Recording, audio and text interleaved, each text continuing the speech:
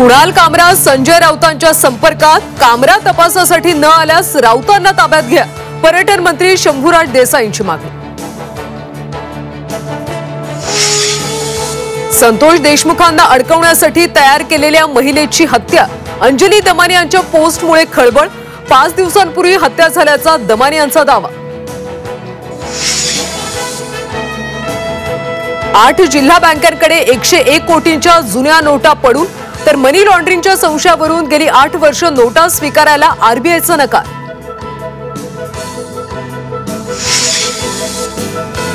गुढीपाडव्याच्या मुहूर्तावर 45 टन सोन्याची विक्री, इंडिया बुलियन आणि ज्वेलर्स असोसिएशनची माहिती। गेल्या वर्षीच्या तुलनेत यंदा सोनं विक्रीत 20 टन घट।